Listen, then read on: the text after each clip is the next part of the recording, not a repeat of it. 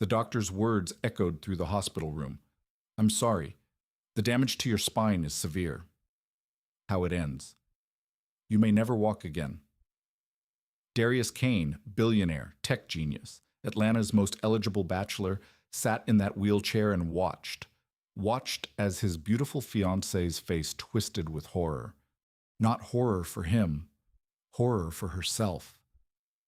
What do you mean he can't walk? What about the wedding? What about everything? Everything. She didn't hold his hand, didn't say I love you, didn't shed a single tear.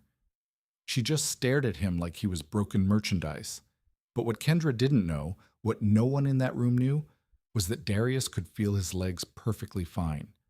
This was a test, and she was already failing. But someone else, someone nobody was watching, was about to pass it beautifully. And now, before I tell you what happened next, I need you to do something for me. If you love stories with twists you never see coming, stories that make your jaw drop and your heart race, hit subscribe because this story, it's about to take a turn that will leave you speechless. Now, let me take you back to where it all began. Before the accident, Darius Kane had everything a man could want, or so he thought. Darius was living a life most people only dreamed about. His tech company, Kane Technologies, was worth billions. His face had graced the covers of Forbes, Bloomberg, and Black Enterprise. His mansion in Buckhead had bedrooms, an indoor pool, a home theater, and a garage full of cars he rarely drove. He had started with nothing. Born in a Nigerian village, the son of a carpenter and a seamstress, they had scraped together every penny they had to send their brightest son to America. Darius had arrived in Atlanta as a young man with little money and a dream. He slept on floors, worked night shifts, studied computer science during the day. He had built his first app. He had sold it for millions. Kane Technologies was a household name, and now he was one of the richest men in Georgia. But money couldn't buy the one thing he wanted most: love. Real love, the kind his parents had. The kind that survived poverty and struggle and distance, the kind that didn't care about bank accounts. And then he met Kendra. She walked into his life at a charity gala in downtown Atlanta, a former beauty queen with a body that stopped conversations and a smile that could sell anything. She was stunning, and she knew it. "You must be the famous Darius Kane," she had said, sliding next to him at the bar. "I've heard so much about you." "All good things, I hope." She leaned in close. Her perfume was intoxicating. "All impressive things, but I'm more interested in the man behind the headlines." Darius was hooked. They were inseparable. She had moved into his mansion. He was shopping for rings. "She's the one, Mama," he told his mother during their weekly video call. "I'm going to marry her." His mother, Aisha Kane, a quiet woman who still lived in the village and refused to leave, studied her son through the screen. "Is she kind, my son?" "She's beautiful, Mama." "That's not what I asked. Is she kind?" "Of course she's kind. She loves me." His mother paused. "A woman who loves you will show you in small ways, not in words. Watch her hands, my son, not her mouth." Darius had laughed. "Mama, you worry too much." "A mother never worries too much. She worries just enough." He proposed at sunset on a private beach in the Bahamas. An 8-carat diamond, a trail of rose petals, a string quartet playing in the distance. Kendra screamed when she saw the ring, not a scream of joy for him, a scream of joy for the diamond. But Darius was too blinded by love to notice the difference. "Yes, oh my God, baby. Yes, it's gorgeous." She held the ring up to the light, rotating it, studying every facet. She didn't look at his face once. The wedding was set. Budget, millions. Venue, the Ritz-Carlton, Atlanta. Guest list, hundreds of Atlanta's most powerful people. Everything was perfect, until it wasn't. Darius didn't want to see the signs, but they were everywhere. It started before the wedding. Small things at first. Kendra on the phone late at night, giggling, then hanging up the moment Darius entered the room. "Who was that?" "Just Sarah. You know how she is. Girl stuff." Kendra spending thousands in a single shopping trip and shrugging when Darius raised an eyebrow. Baby, I need to look good. I'm going to be Mrs. Kane. People will be watching. Kendra asking strange questions about his finances. So, like, if something happened to you, God forbid, who inherits everything? Why would you ask that? I'm your fiancé, Darius. I should know these things. What if we have children? I need to know they'll be protected. It sounded reasonable on the surface, but something about the way she asked made Darius uncomfortable. And then came the night that changed everything. Darius had flown back from a tech conference in San Francisco early. He wanted to surprise Kendra. The mansion was quiet when he arrived. Most of the staff had gone home for the night. Only the overnight security guard was at the gate. Darius entered through the side door and headed upstairs. He heard Kendra's voice from the bedroom balcony. She was on the phone, FaceTiming Sarah. The balcony door was cracked open.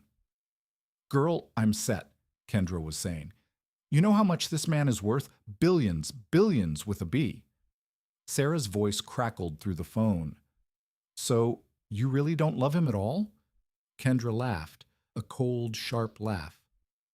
Love? Sarah, please, do you love your landlord? No. But you love having a roof over your head, same thing.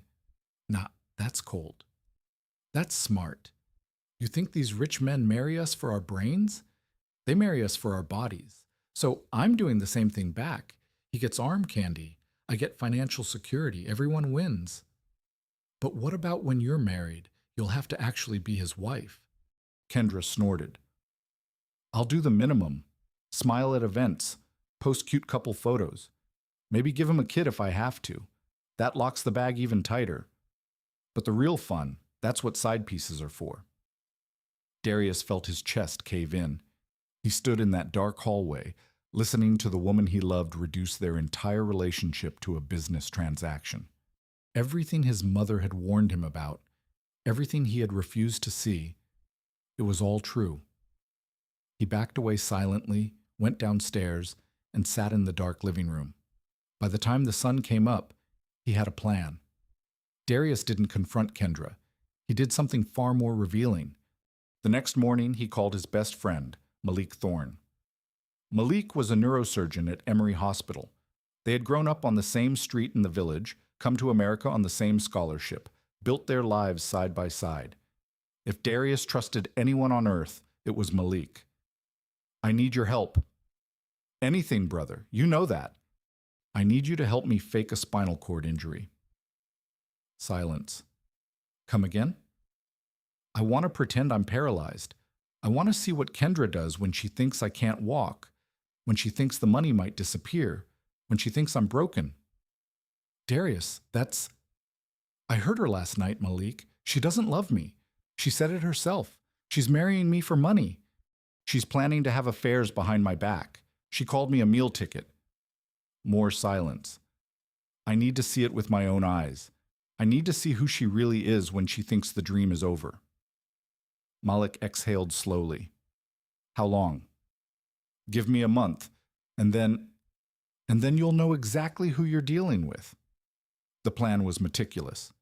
Malik arranged everything through his connections at Emory Hospital, a fake car accident report, manufactured medical scans showing spinal damage, a private hospital room where only Malik had access to the real records. Even the ambulance crew was in on it, old friends of Malik who owed him favors. What about your household staff? Malik asked. Your chef, driver, the maids. They'll all see you in the wheelchair every day. Everyone believes it's real, no exceptions. If even one person knows, Kendra will find out. What about the new maid, Lena? Darius frowned. Who? Lena, the young woman from Nigeria. She started working at your house. Darius thought for a moment. Vaguely, he recalled a quiet presence. Simple clothes, soft voice, always working in the background. What about her? Nothing, just asking. She'll be around you all day. She'll see everything. She's a maid, Malik. She empties wastebaskets and mops floors. She won't be a factor. Malik raised an eyebrow but said nothing. Some things he knew had to be discovered on their own. The headlines hit Atlanta like a thunderbolt, and the performance began. Breaking: billionaire tech CEO Darius Kane in critical condition after car accident. Kane Technologies stock drops as founder hospitalized. Sources say Darius Kane may never walk again. The news was everywhere: CNN, Fox, CNBC. Every news outlet in Georgia was running the story. Malik had staged it perfectly. A wrecked Mercedes, skid marks on Peachtree Street, a police report confirming the crash, and at Emory Hospital, in a private suite, Darius Kane sat in a wheelchair, perfectly healthy, waiting for his fiancée to arrive. She came later. Malik had called her immediately after the accident. She lived close to the hospital, and she had taken time. When she finally walked in, Darius noticed two things. First, her makeup was flawless, full face, contoured, lashes done. She had taken time to look perfect before coming to see her injured fiancé. Second, she was carrying shopping bags. She had stopped at Nordstrom on the way. "Baby, oh my God, are you okay?" She rushed to his bedside, grabbing his hand. Her grip was soft, distracted. Her eyes weren't looking at him. They were scanning the room, the equipment, the charts, assessing damage. "The doctor said your spine is injured, that you might not walk again. Is that true?" Darius made his voice weak, fragile. "It's true. Dr. Thorne says the damage is severe. I may be in this wheelchair permanently." He watched her face. There it was. Not sadness, not compassion, not love. Calculation. Her eyes flickered, her jaw tightened. He could practically see the math running behind her eyes. Paralyzed billionaire. Wedding soon. Can I still access the money? Is the prenup affected? What's my exit strategy? But the company, your assets, is everything still? Not, are you in pain? Not, I'm here for you no matter what. The company, the assets, the money. Everything is the same financially, Darius said carefully. I just can't walk. Relief washed over her face. Actual, visible relief. Oh, well, that's something. At least the important things are secure. The important things. Not him, not his health, not their future together. The money. I'll need full-time care at home, Darius said. Someone with me constantly. Kendra's face tightened. Of course, we'll hire the best nurses. Money is no object, right? I was hoping my fiancé would want to be with me. Silence. Yes, of course, baby, I'll be there. I have wedding things to handle, and, She leaned down and kissed his forehead, a cold, quick peck. I need to go make some calls, let people know you're okay. I'll be back later. She grabbed her shopping bags and left. Darius stared at the empty doorway. She didn't look back. Malik entered later. So, she asked about the money before she asked about my pain. She showed up late with shopping bags, and she couldn't wait to leave. I'm sorry, brother. Don't be. The test is just beginning. Let's see what happens when I bring this home. Darius came home in a wheelchair, and that's when he truly met Lena Brooks for the first time. The mansion felt different now. Same marble floors, same chandeliers, same million-dollar artwork, but it felt empty, cold, like a museum nobody visited. Kendra was there when he arrived. Sort of. She stood at the top of the grand staircase, phone pressed to her ear, barely glancing down. Hey, babe. Welcome home. I'm on with the wedding planner. We need to discuss some changes. I'll come down later. She disappeared before he could respond. Changes, not cancellation. Changes. She was still planning the wedding to a man she thought was permanently paralyzed because the money was still there. Darius sat in his wheelchair, alone in the foyer of his own mansion, surrounded by luxury that meant nothing. And then he heard soft footsteps. Mr. Kane. He looked up. Lena Brooks stood before him. In the time of living in this house, Darius had barely registered her existence. She was background noise, part of the furniture. Now he saw her. She was slim, with natural beauty, no makeup, no extensions, no designer anything. Her hair was wrapped in a simple black scarf. She wore a plain gray dress and flat shoes. But her eyes were the warmest thing in that cold mansion. "Mr. Kane, I'm so sorry about your accident. I prepared the guest room on the ground floor for you, so you won't need to worry about stairs. I also made pepper soup, my mama's recipe. It is good for healing." She knelt down to his level so he wouldn't have to look up. "Is there anything you need, sir? Anything at all?" Darius stared at her. In his time with Kendra, his fiancée had never once cooked for him, never once knelt to his level, never once looked at him with this kind of genuine concern. "Thank you, Lena. That's very thoughtful. Please, sir, call me Lena. Everyone does." She smiled. A real smile. Not the performative, camera-ready smile Kendra gave. A real, warm, honest smile. And something stirred in Darius's chest that he couldn't name. Over the next period, the difference between the two women in Darius's life became impossible to ignore. Kendra.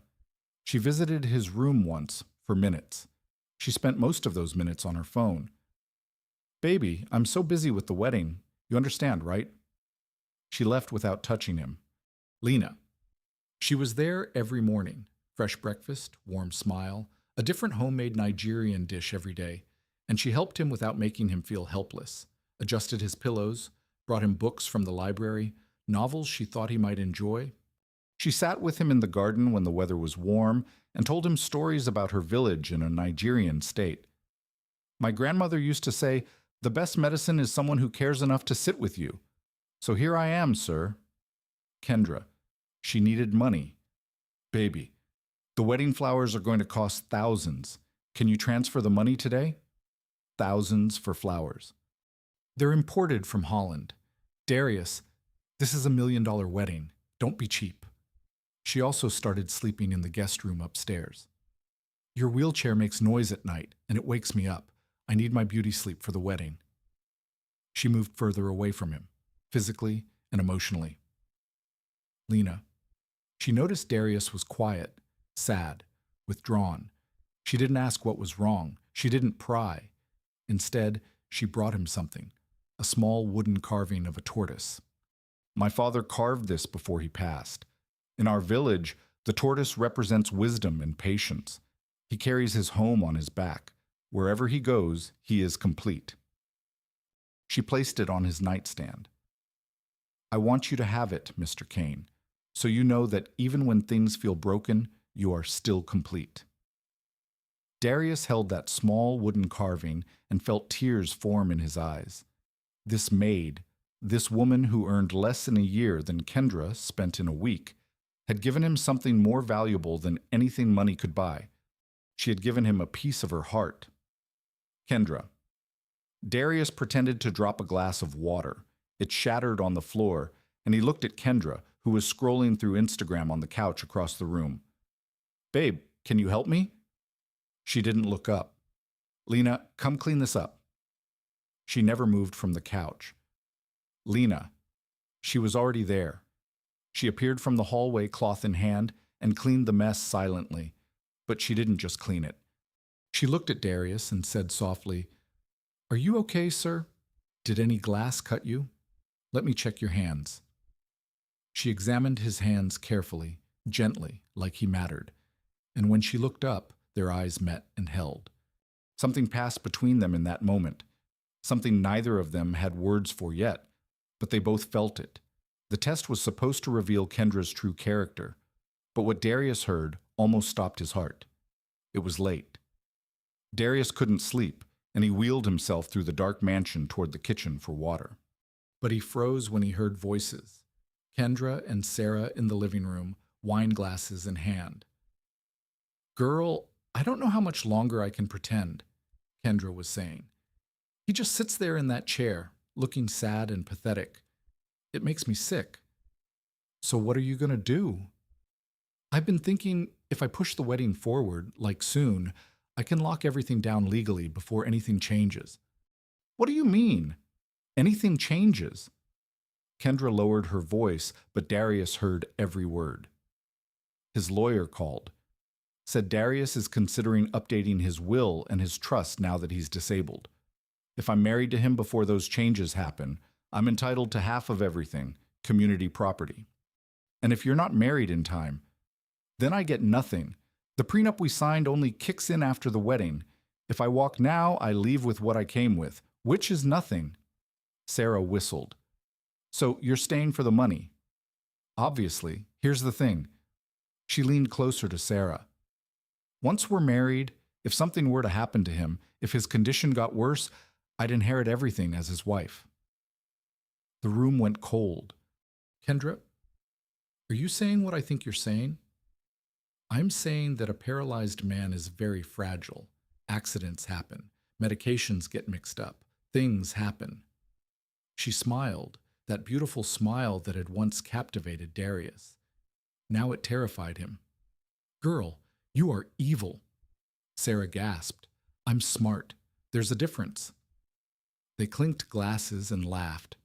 Then Darius backed away silently, his blood ice cold. She wasn't just a gold digger. She was dangerous. He wheeled back toward his room, his mind spiraling, and nearly crashed into someone in the dark hallway. Lena. She stood there, holding a small tray with tea and honey. Mr. Kane, I'm so sorry. I saw your light was on and thought you might need something to help you sleep. She looked at his face, and her expression changed. Sir, what's wrong? You look frightened. Darius stared at her. This woman who noticed his light late, who made tea because she thought he might need comfort, who saw him, really saw him. Not his money, not his wheelchair, just him. And in that moment, something broke open inside him. Lena, I need to tell you something I haven't told anyone. What is it? I'm not really paralyzed. Lena set the tray down slowly. She looked at Darius for a long, steady moment, and then she did the last thing he expected. She pulled up a chair and sat down across from him. No shock, no drama, no judgment. Tell me, she said simply. And he told her everything. The overheard phone call, Kendra's true feelings, the plan to fake the paralysis, the test, and what he had just heard in the living room. Kendra's plan to marry him quickly and then make sure he had an accident. Lena listened without interrupting. When he finished, the room was silent. Lena, say something. She looked at her hands for a moment. Then she looked up. Mr. Kane. Darius, please. Darius, can I ask you something?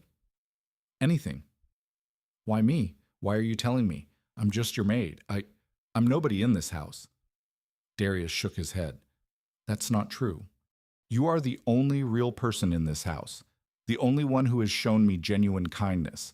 Not because I'm rich, not because I can do something for you, but because that's who you are. He paused. Lena, in this time, you have shown me more love than Kendra has shown me in our time together. You cook for me. You sit with me. You gave me your father's carving, the most valuable thing you own, just to make me feel whole. His voice cracked. Do you know what Kendra gave me when I came home in that wheelchair? Nothing. She gave me absolutely nothing. She couldn't even clean up a broken glass. Lena's eyes glistened. I didn't do those things because you're rich, she said softly. I did them because you were hurting. And where I come from, when someone is hurting, you take care of them. It doesn't matter who they are. That's exactly why I'm telling you, because you're the only person who sees me, not my bank account, me. Lena wiped a tear from her cheek. I see you, Darius, from the very first day. Not the billionaire, the man. He reached out and took her hand. She didn't pull away. They sat there in the quiet of the midnight mansion, two people from the same soil, separated by wealth, but connected by something money could never buy. What are you going to do about Kendra? Lena asked. Darius's eyes hardened.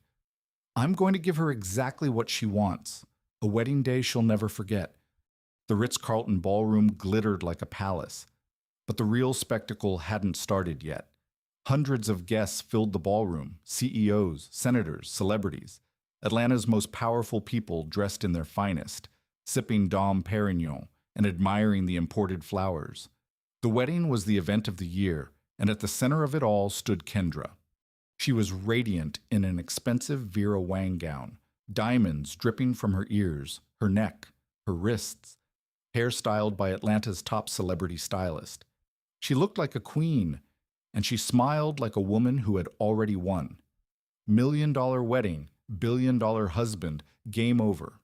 The doors at the back of the ballroom opened. Everyone turned. There was Darius, in his wheelchair, being pushed by the maid. Lena walked beside him in a simple but stunning emerald green dress, not a maid's uniform. She looked elegant, graceful, beautiful. Whispers erupted through the crowd. Kendra's smile flickered. "Baby, why is the help here?" "I like that." Darius said nothing. He wheeled slowly down the aisle, Lena walking at his side. When he reached the altar, he held up his hand. The music stopped. The room fell silent. "Before we begin," Darius said, his voice clear and strong, stronger than a paralyzed man's voice should be, "I want to tell you all a story." He looked out at the guests. "Before the accident, I heard my fiancée on the phone. She said she didn't love me. She said she was marrying me for my money. She called me a meal ticket." Gasps rippled through the crowd. Kendra's face drained of color. "Darius, what are you—" "I'm not finished." The room went dead silent. "So, I decided to test her. I faked a spinal cord injury. I pretended to be paralyzed. I wanted to see what she would do when she thought the dream was over." He looked directly at Kendra. "Do you want to know what she did?" The crowd leaned in. "She visited me once in the first period, for minutes. She asked about my money before she asked about my pain. She moved to a different bedroom because my wheelchair was too noisy.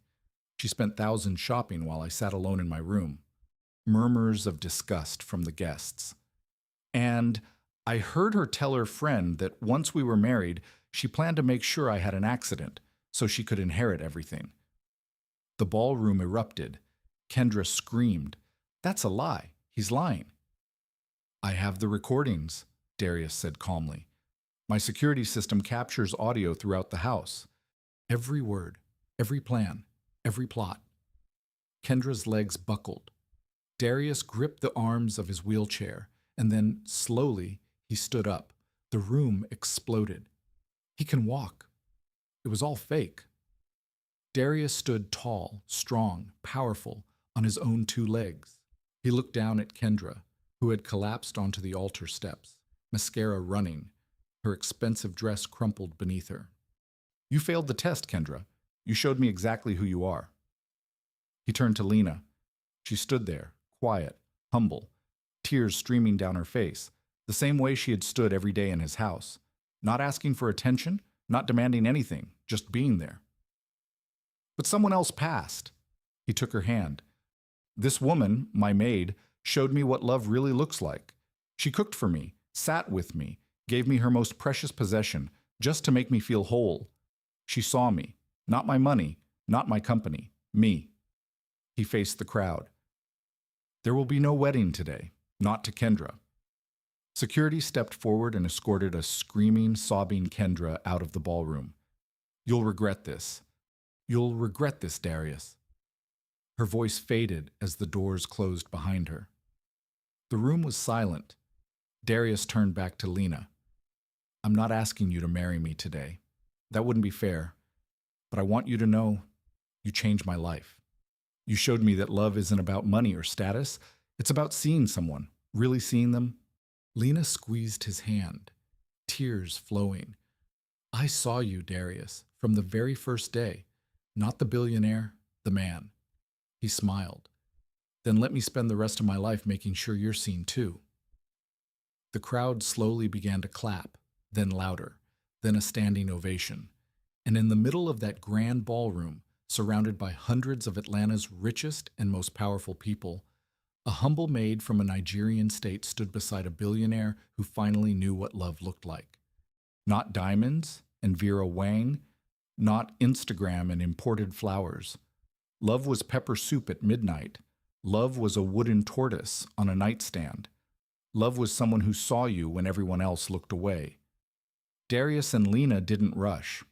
They took their time, built something real, let love grow naturally, without the pressure of money or expectations.